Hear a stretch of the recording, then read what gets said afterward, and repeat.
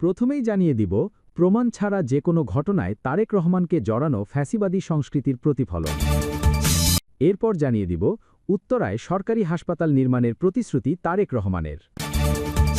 তারপর জানিয়ে দিব, জয়ী হলে সবার আগে জলাবদ্ধতা সমস্যার সমাধান করা হবে, উত্তরায় তারেক রহমান।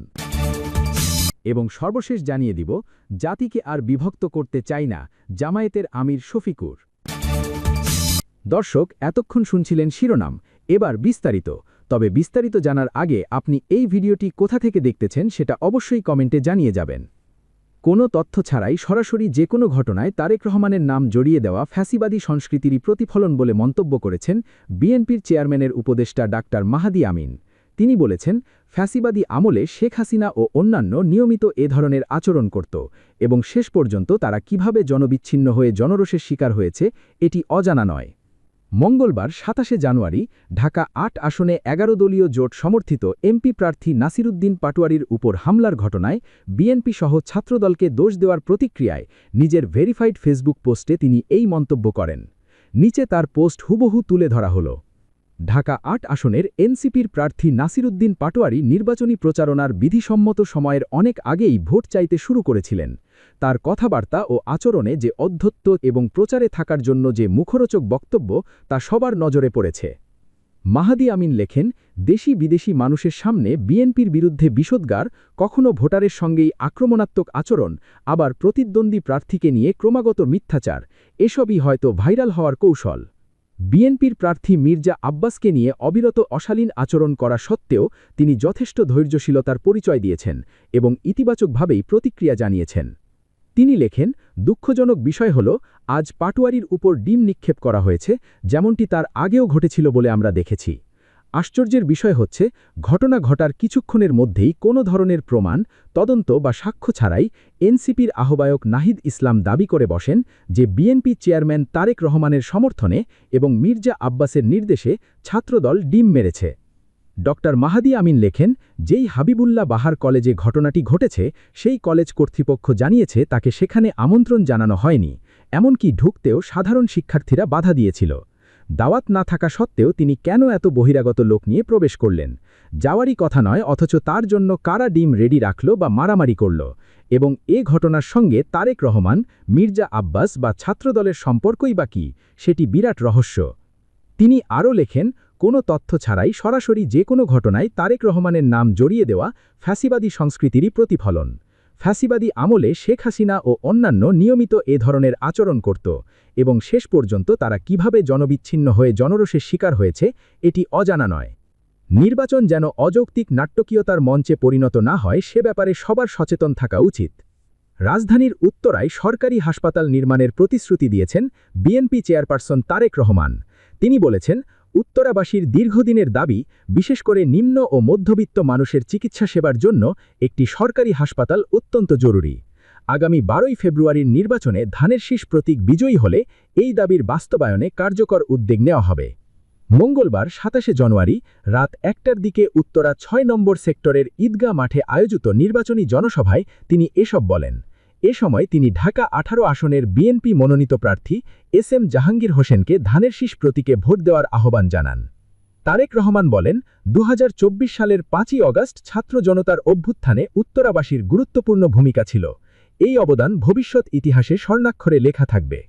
উত্তরায় গ্যাস সংকটের কথা তুলে ধরে বিএনপি চেয়ারম্যান বলেন, নিয়মিত বিল পরিশোধ করলেও মানুষ পর্যাপ্ত গ্যাস পাচ্ছে না। এটি শুধু উত্তরার নয়, সারা দেশের সমস্যা। বিগত সময়ে নতুন গ্যাস ক্ষেত্র অনুসন্ধানে বাধা সৃষ্টি করা হয়েছে। বিএনপি ক্ষমতায় এলে এই সমস্যার সমাধানে নতুন গ্যাস অনুসন্ধান ও শিল্প কারখানা স্থাপনে উদ্যোগ নেওয়া হবে। জলাবদ্ধতা সমস্যা ঢাকার উত্তরার মানুষের দীর্ঘদিনের দুর্ভোগের কারণ বলে উল্লেখ করেছেন বিএনপির চেয়ারম্যান তারেক রহমান। তিনি বলেছেন, ত্রয়োদশ জাতীয় সংসদ নির্বাচনে ধানের শীষ বিজয়ী হলে সবার আগে এই সমস্যার সমাধান করা হবে। গতকাল মঙ্গলবার দিবাগত রাত ১:৩০টার দিকে উত্তরার আজমপুর ঈদগাহ মাঠে আয়োজিত নির্বাচনী জনসভায় প্রধান অতিথির বক্তব্যে একথা বলেন তারেক রহমান। এর আগে তিনি গাজীপুর ও ময়মনসিংহে নির্বাচনী জনসভায় বক্তব্য দেন।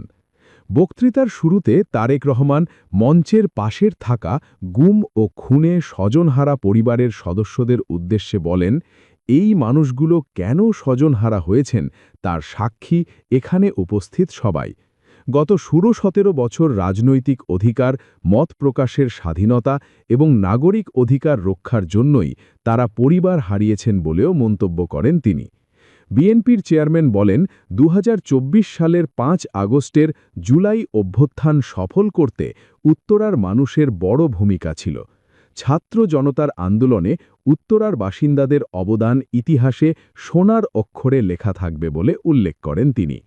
তারেক রহমান আরও বলেন, রক্ত, ত্যাগ এবং কোরবানির বিনিময়ে দেশে পরিবর্তন এসেছে। এই পরিবর্তনের ধারাকে ধরে রাখতে হলে গণতন্ত্র প্রতিষ্ঠা, রাজনৈতিক অধিকার নিশ্চিত করা, কথা বলার স্বাধীনতা রক্ষা করা এবং ভোটাধিকারকে শক্ত ভিত্তির ওপর দাঁড় করানো জরুরি, যাতে আগামী দিনে আর কোনো স্বৈরাচার এসে মানুষের অধিকার কেড়ে নিতে না পারে। তারেক রহমান বলেন, নির্বাচনের সময় রাজনৈতিক দলগুলো একে অপরের বিরুদ্ধে নানা মন্তব্য করে, যা মানুষের উপকারে আসে না। তিনি আরও বলেন, আজ ঠান্ডা মাথায় বসে চিন্তা করতে হবে কি করলে মানুষের সমস্যার সমাধান হবে। উত্তরার মানুষের সমস্যার কথা তুলে ধরে তারেক রহমান বলেন, উত্তরার মানুষ প্রতি মাসে বিল দিলেও গ্যাস পান না, এ অভিযোগ বহুদিনের। তিনি বলেন, দেশে নতুন গ্যাসকূপ অনুসন্ধানের কাজে অতীতে বাধা দেওয়া হয়েছে। এই সমস্যা সমাধান করতে হবে এবং নতুন কলকারখানা গড়ে কর্মসংস্থান বাড়াতে হবে। মধ্যবিত্ত ও নিম্নবিত্ত মানুষের চিকিৎসার জন্য উত্তরায় একটি সরকারি হাসপাতালের প্রয়োজন উল্লেখ করে বিএনপির চেয়ারম্যান বলেন, ধানের শীষ বিজয়ী হলে এ উদ্যোগ নেওয়া হবে। জলাবদ্ধতার প্রসঙ্গে তিনি বলেন, বিএনপি সরকার গঠন করলে জলাবদ্ধতা সমস্যার সমাধান সবার আগে ইনশাআল্লাহ আমরা করব। পানি সংকট প্রসঙ্গে তারেক রহমান বলেন, দেশের খাল বিল শুকিয়ে যাওয়া এবং ওপারে বাঁধ নির্মাণে নদীর প্রবাহ কমে যাওয়া পানি কষ্টের বড় কারণ। এজন্য বিএনপি খাল খনন কর্মসূচি নিয়েছে, যার লক্ষ্য সারা দেশের পানির সমস্যার সমাধান। বিএনপির চেয়ারম্যান বলেন, লাখ লাখ শিক্ষিত ও অশিক্ষিত তরুণের কর্মসংস্থান নেই। কর্মসংস্থান তৈরি করতে পারলে প্রত্যাশিত বাংলাদেশ গড়ে তোলা সম্ভব।